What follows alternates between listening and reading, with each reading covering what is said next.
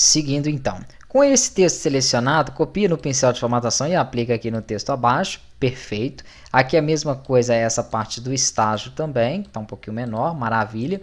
E vamos ajustar aqui essas informações. Pronto.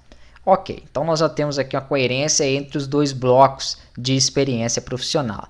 Fica faltando basicamente um fechamento, que seriam as informações adicionais aqui abaixo. Então a mesma coisa, se você precisar de colocar um outro dado, você escreve ele aí, ó, informações adicionais, perfeito. Aqui você coloca então a descrição do conteúdo, né? Vou copiar esse texto e aplica a mesma informação que você esteja utilizando nos demais. Aqui já pode ser uma Arial 12, porque já é um conteúdo um pouco menor, né? Não são tantos textos, né? Dá para interpretar melhor. Como é um outro bloco, eu vou pressionar aqui antes dele, vou pressionar Enter para poder afastar um pouquinho, seleciono experiência profissional, pincel de formatação e aplico aqui. Perfeito. Como a borda agora está inserida exatamente nele, ó, ele já traz ela junto. Então já tenho toda a formatação aqui concluída.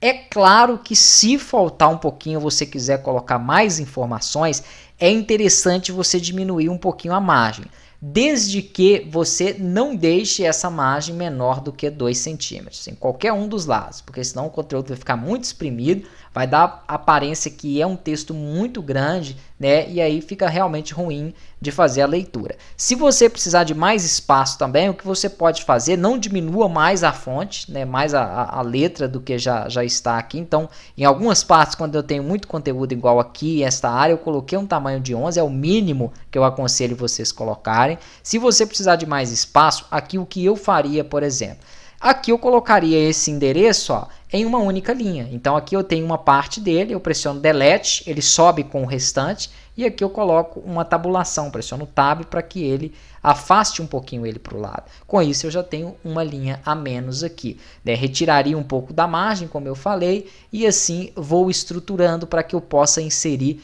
mais informações. É claro que se for passar de uma folha, porque tem muitas experiências ou muito curso extracurricular, coisas que vocês têm que colocar, não se preocupem. Se tiver que passar de uma folha, ok, passe, né? Mas tentem estruturar ao máximo para que não fique muito exprimido o conteúdo, né? E para que não fique muito pequeno, mas tentem estruturar ao máximo, caso dê aqui para você colocar em uma folha apenas. Se não der, faz aí em uma ou 2 folhas. Então, perfeito.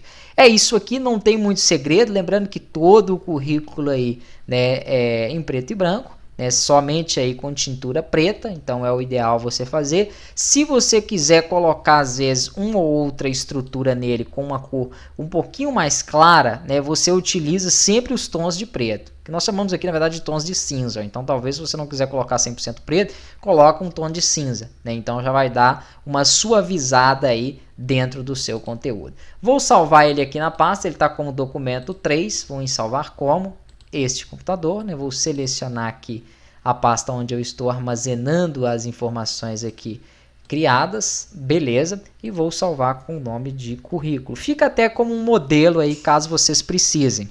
Eu abri aqui um outro exemplo para a gente criar também, que é bem interessante, né? Dá para replicar o que nós vimos nas primeiras aulas. E aqui também tem um recurso de tabulação que ficou faltando.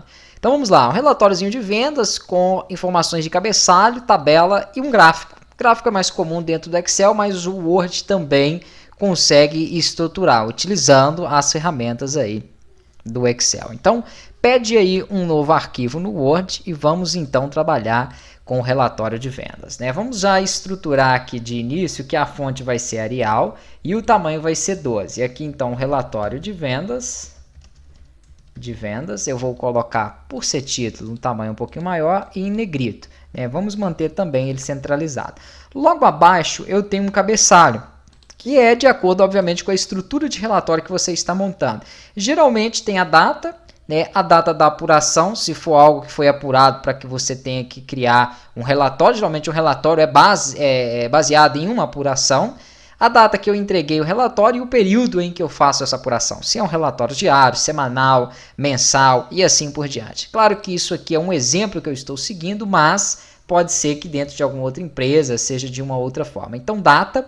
E aqui vamos fazer o seguinte, todos esses cabeçalhos terão um tamanho de 12 e tudo bem, ele pode ser negrito justamente porque tem um destaque. Eu vou pressionar o Enter aqui para que eu crie mais um espaçamento, né, e vou deixar então 2 espaçamentos de linha e nós faremos na próxima aula a tabulação aqui.